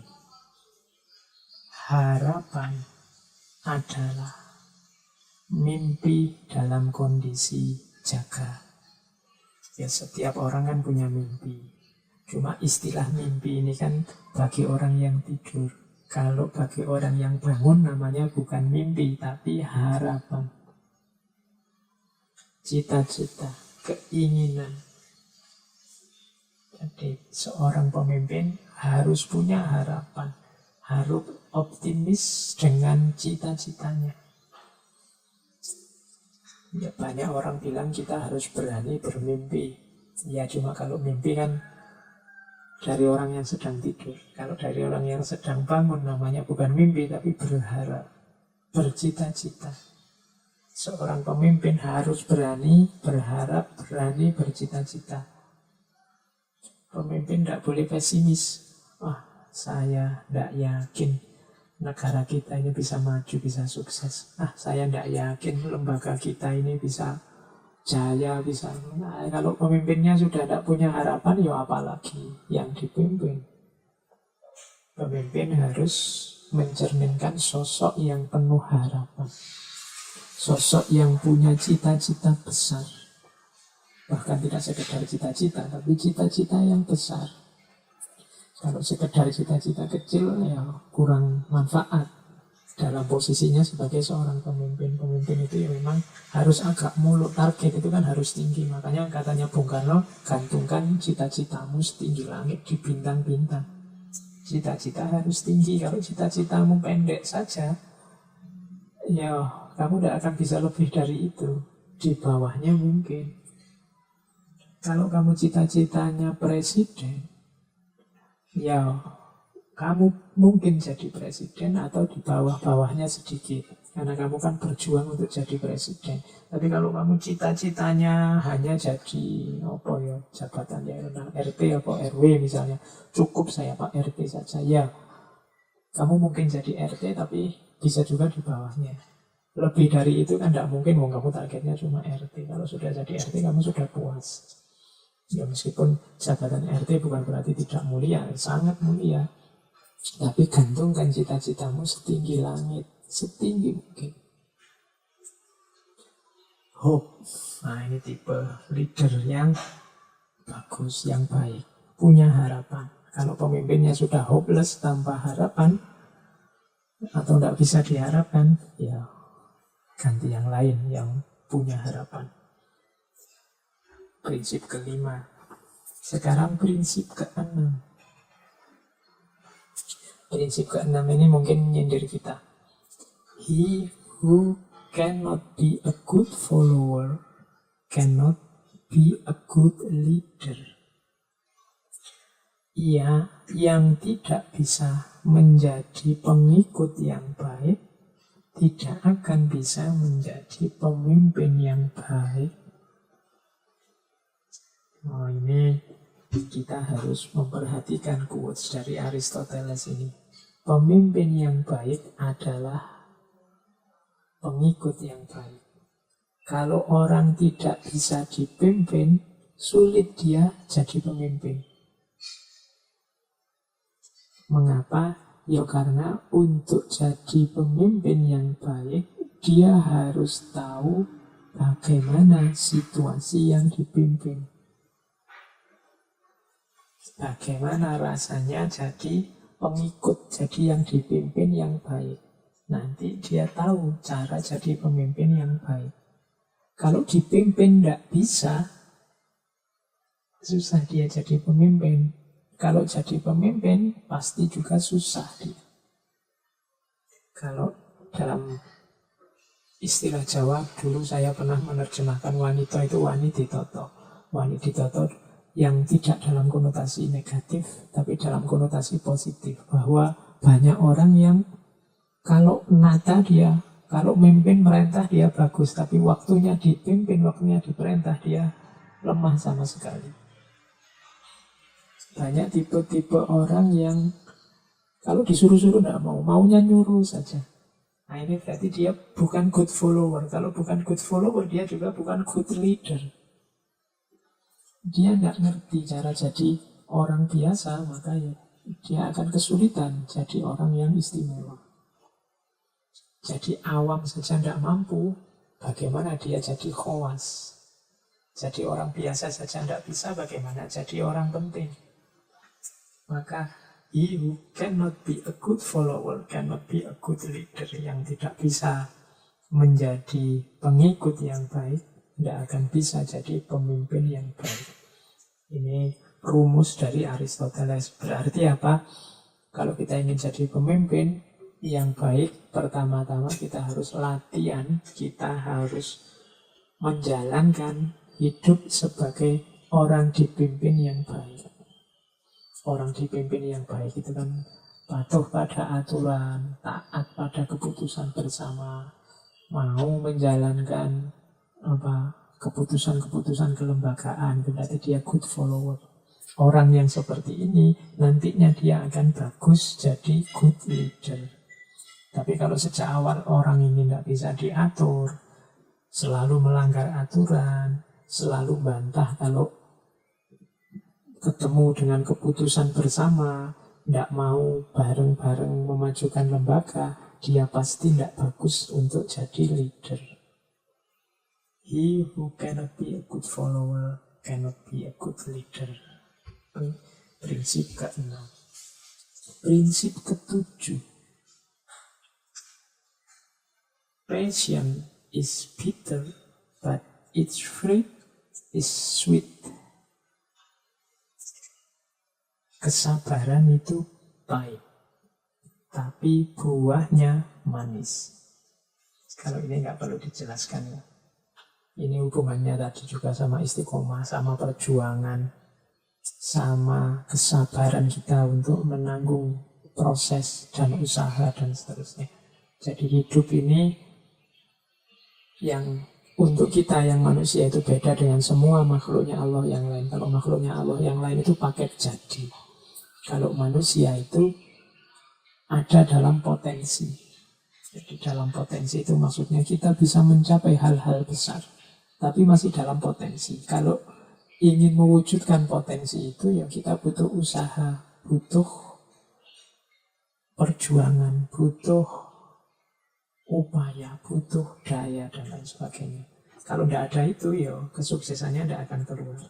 Maka seorang yang ingin sukses, ingin berhasil, termasuk seorang pemimpin, harus punya daya sabar. Sabar dalam berusaha, sabar dalam berjuang, sabar dalam mengaktualkan yang potensi tadi. Tidak mungkin keberhasilan itu datang tiba-tiba. Kalau teman-teman belajar akhlak tentang sabar, sabar itu kan ada dua. Sabar menanggung hasil sama sabar menjalani proses. Sabar menanggung hasil itu ya kalau ketemu hasil yang tidak diinginkan ya sabar. Kalau ketemu hal yang baik sabar. Tapi sabar menanggung proses itu ya sabar dalam perjuangan. Jadi sabar untuk harusnya yang lain sedang istirahat, santai-santai rebahan, kita malah kerja. Harusnya yang lain sudah rekreasi, kita malah lembur. Nah ini sabar dalam proses. Harusnya yang lain makan-makan, kita malah puasa. Yang lain tidur, kita malah sholat, ibadah. Ini kan sabar dalam proses. Patience is bitter. Ini pahit memang. Tapi jangan lupa, hanya yang puasa yang menemukan buka puasa. Jadi hanya yang mau menanggung kepahitan inilah nanti yang akan menemukan kemanisannya hidup, buah yang manis. But its fruit is sweet. Sabar itu pahit tapi buahnya manis. Kalau teman-teman ingin hidup yang meningkat, yang ketemu buah yang manis-manis, ya harus mau menanggung proses yang pahit. Kalau ingin enaknya sendiri terus, ingin nyaman terus, ya tidak ketemu-ketemu buah yang pahit, yang manis tadi. Kenapa kita tidak mau rasa pahit? Kalau tidak mau minum obat yang pahit, ya sakit kita tidak akan hilang. Jadi seorang pemimpin harus punya kesabaran dalam proses. Mungkin dalam perjuangan itu dikritiki orang, diserang kiri kanan, ya sabar. Karena perjuangan ini ya memang tidak mudah. Ada naik turunnya, ada hal-hal yang harus dikorbankan. Mungkin ketemu nyinyiran-nyinyiran, ya enggak apa-apa. Nanti kalau sudah berhasil kan buahnya manis. Seperti ceritanya Nabi Nuh waktu membangun perahu. Nabi Nuh itu basicnya bukan tukang kayu, tapi oleh Allah diperintah bangun perahu, ya dibangun pelan-pelan. Berat pastinya bagi Nabi Nuh. Dicemooh kiri kanan. Musim kayak gini di negara mana kok ya bikin perahu. Orang melecehkan, orang mencemooh, tapi buahnya manis. Waktu banjir bandang terjadi, satu-satunya tempat selamat, tempat berlindung ya kapalnya Nabi Nuh. Sekarang ketemulah fruitnya, buah dari passion tadi, buah dari sabar, menanggung proses. Maka bagi teman-teman yang ini kan yang muda-muda hampir semua sebenarnya fasenya fase perjuangan. Berjuang kuliah, berjuang nyari kerja, mungkin berjuang nyari istri, atau berjuang apa saja yang lain. Kalian akan ketemu momen-momen pahit dalam hidup. Tapi tidak masalah. Pahitmu akan berbuah manis. Kecuali kamu tidak sanggup, tidak mau menjalani rasa pahit itu, ya kamu tidak akan ketemu buahnya. Berarti tidak mau berjuang. Pemimpin yang baik harus siap berjuang dan sabar dalam perjuangan sehingga buahnya nanti manis. Prinsip ke-8 bagi seorang leader. Ini quote juga dari Aristoteles. To avoid criticism, say nothing, do nothing, be nothing. Ini sebenarnya quote nyinyir, quote nyindir kita, yang kadang-kadang anti kritik. To avoid criticism, ya kalau kamu ingin menghindari kritiknya orang, say nothing, tidak usah ngomong apa-apa. Do nothing, tidak usah melakukan apa-apa. Be nothing, tidak usah jadi apa-apa. Ini nyindir kita termasuk para leader. Ya jangan alergi dengan kritik. Pertama-tama kita sadari kita itu manusia yang tidak sempurna. Pasti punya kelemahan-kelemahan, pasti punya kekurangan-kekurangan. Bukalah telinga, bukalah pikiran. Kalau ada kritik-kritik masuk, posisikan kritik itu sebagai jalan untuk perbaikan ke depan. Tidak masalah kritik. Jangan anti kritik. Kalau tidak mau dikritik orang, katanya Aristoteles, tidak usah ngomong apa-apa, tidak usah melakukan apa-apa, tidak usah jadi apa-apa. Manusia yang tidak ngapa-ngapain, barulah dia tidak akan dikritik orang. Mau dikritik apanya, ngomong juga enggak, melakukan apa-apa juga enggak, jadi apa juga enggak. Jadi maksudnya Aristoteles, ya siaplah selalu menerima kritik. Tidak apa-apa orang mengkritik, berarti orang peduli dengan kita. Kecuali memang kita sama sekali menghindari kritik, ya berarti tidak usah ngomong apa-apa, tidak usah melakukan apa-apa, tidak usah jadi apa-apa. Selama kita tidak melakukan apa-apa, tidak ngomong apa-apa, tidak jadi apa-apa, tidak akan ada kritik, percaya. Tapi pemimpin kan tidak mungkin tidak begitu. Masa pemimpin tidak ngomong apa-apa? Masa pemimpin tidak melakukan apa-apa? Masa pemimpin tidak mewujudkan apa-apa? Pasti dia akan bertemu dengan kritisisme, dengan kritik-kritik. Tidak boleh alergi dengan kritik. Posisikan itu sebagai jalan untuk kebaikan dan perbaikan ke depan. Jalan untuk naik kelas. Bahkan seandainya pun sama sekali ternyata orang-orang tidak ngeritik-ngeritik, ya mungkin karena takut atau karena medianya tidak bisa nyambung, tidak bisa nyampe misalnya, ya harus siap mengkritisi dirinya sendiri. Self-criticism itu yang disebut muhasabah. Aku ini sudah pas apa belum ya? Aku ini menyakiti orang apa enggak sih? Aku ini menyusahkan orang apa enggak sih? Itu namanya self-criticism, mengkritisi diri. Kalau dalam agama disebut muhasabah. Terus prinsip ke-9 bagi seorang leader. Liars, when they speak the truth, are not believed. Para pembohong itu saat mereka mengucapkan kebenaran tidak akan dipercaya. Prinsip ke-9 ini bagi seorang pemimpin adalah, ringkesnya, jangan jadi liars.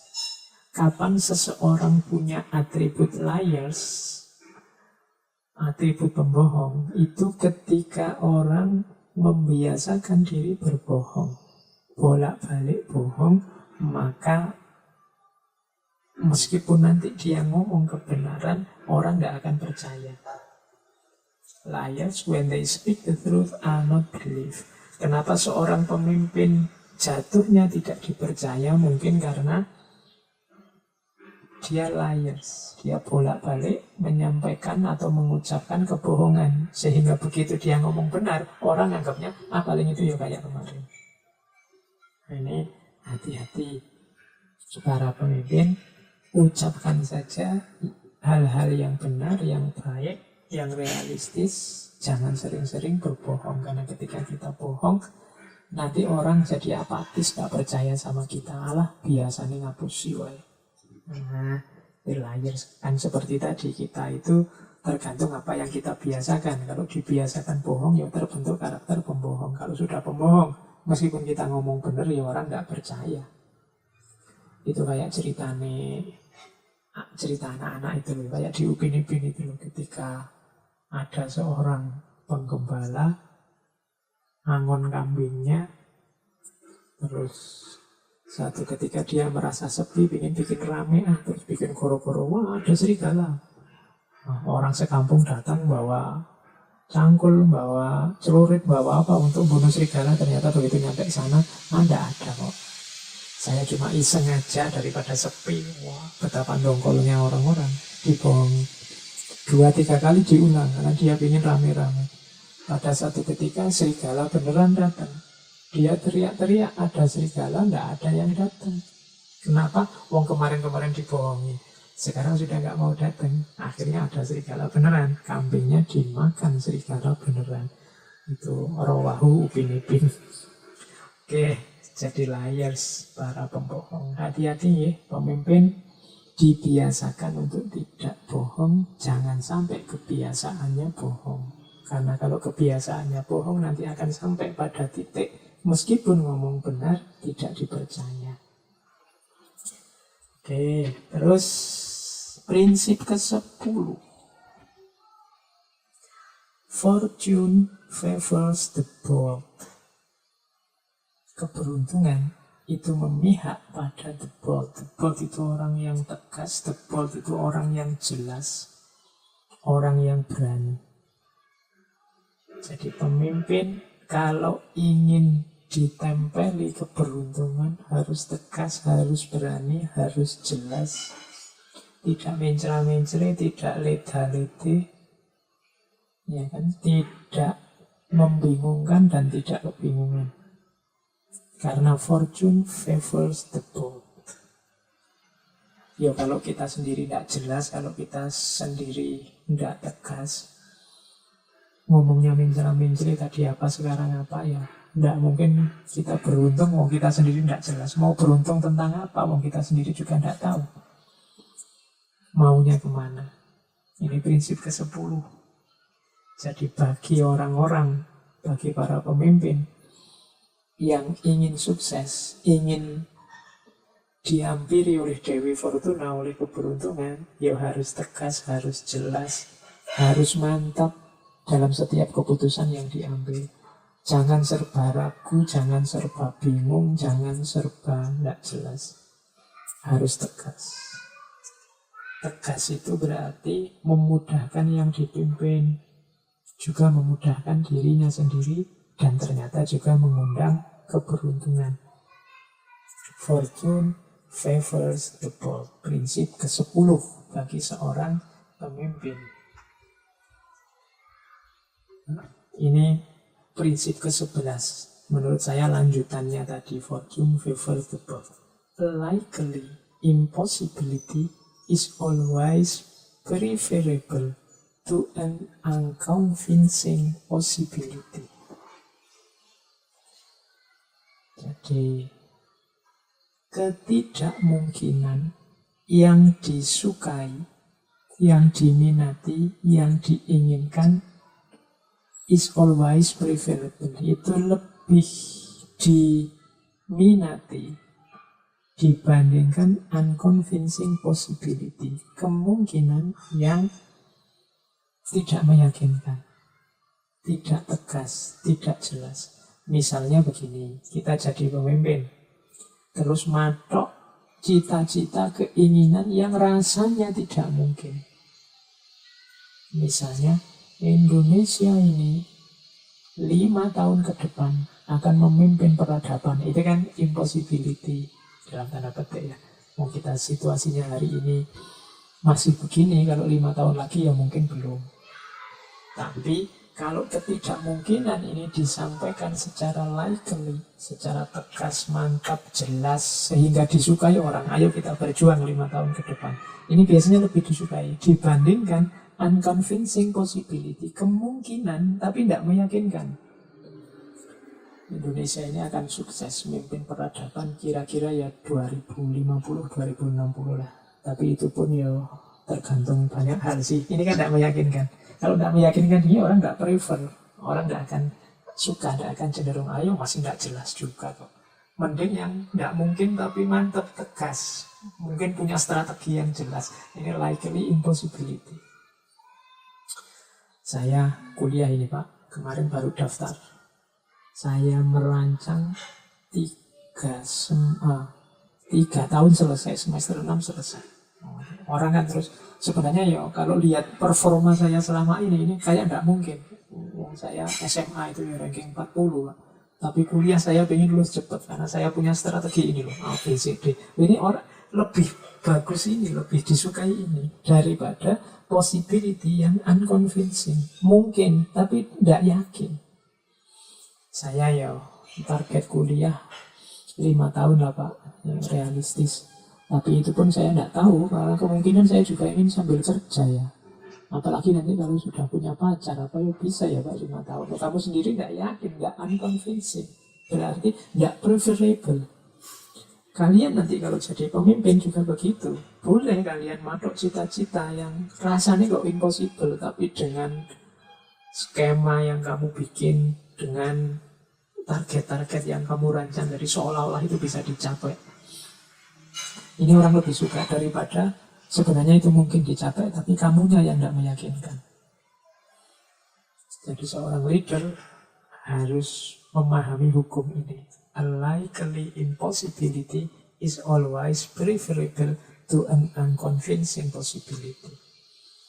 Berarti kuncinya tadi, engkau yang mantap, engkau yang debot tadi, yang jelas, yang tegas, punya skema rancangan yang jelas sehingga orang meskipun itu rasanya tidak mungkin tapi bisa saja terjadi. Ini prinsip yang ke-11. Terus prinsip yang ke-12. Ini penting untuk pemimpin. To run away from trouble is a form of cowardice. And while it is true that the suicide craves death, he does it not for some noble object but to escape some ill. Lari dari kesulitan itu adalah sebentuk sifat pengecut. Meskipun benar bahwa bunuh diri itu adalah menunjukkan berani menghadapi kematian, tapi orang yang melakukan bunuh diri itu tidak melakukan sesuatu yang mulia. Dia hanya lari dari rasa sakit. Prinsip yang ke-12 ini mewanti-wanti kita, termasuk calon pemimpin dan para pemimpin, untuk tidak lari dari kesulitan.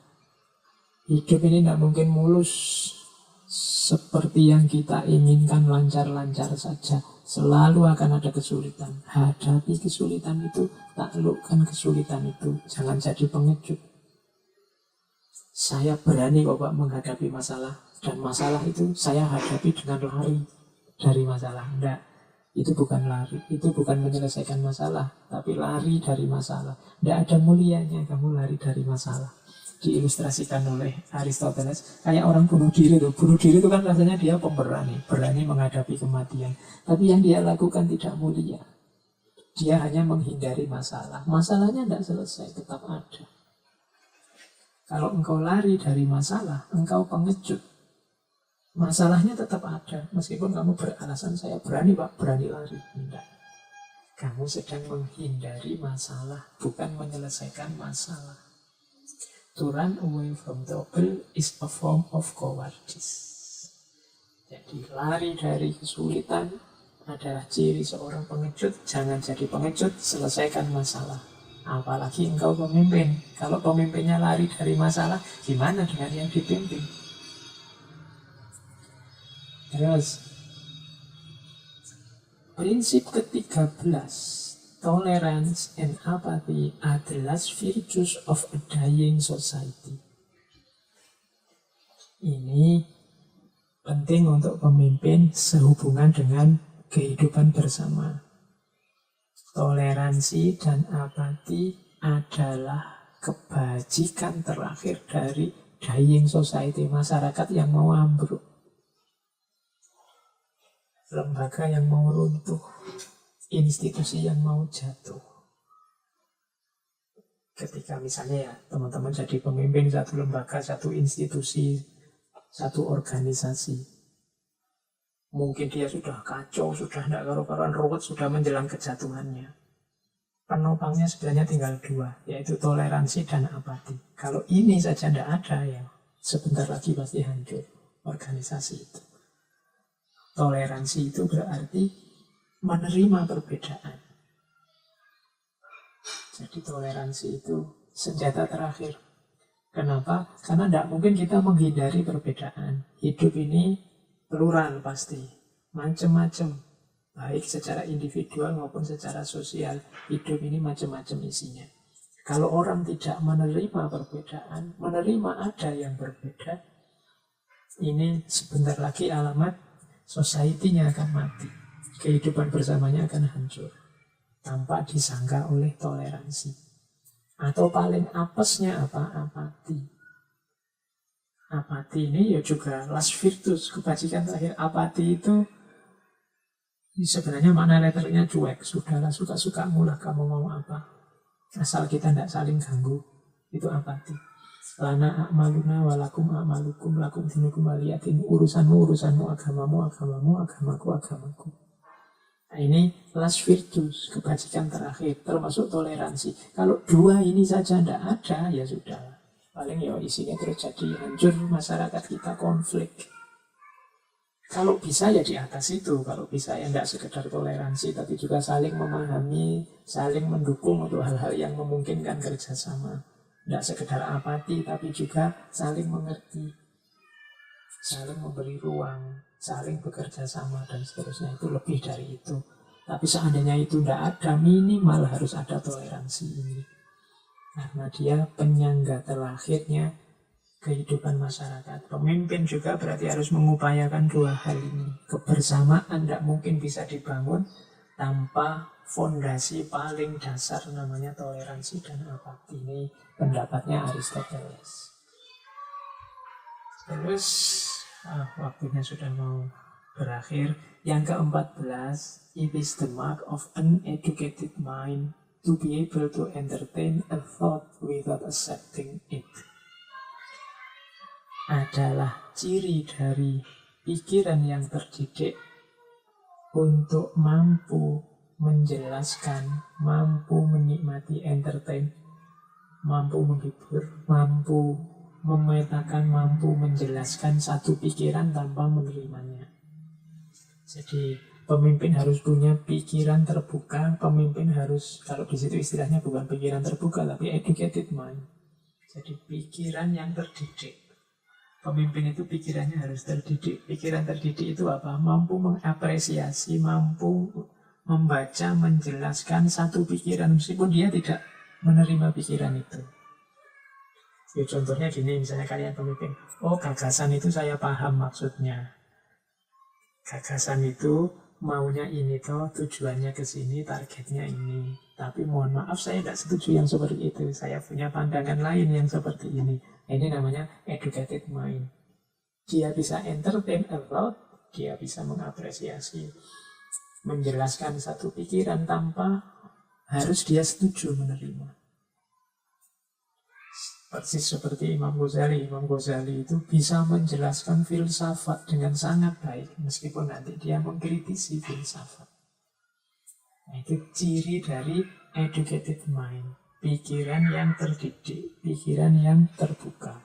Seorang pemimpin harus punya educated mind, pikiran yang terbuka. Karena dalam lembaga, dalam organisasi yang dia pimpin, pasti di situ banyak pikiran-pikiran lain, gagasan-gagasan lain yang bertumbuhan, maka dia harus mampu untuk entertain, mengapresiasi, memahami, merekonstruksi, meskipun tanpa harus dia menerima. Oke, yang terakhir, prinsip yang ke-15, we make war that we might live in peace.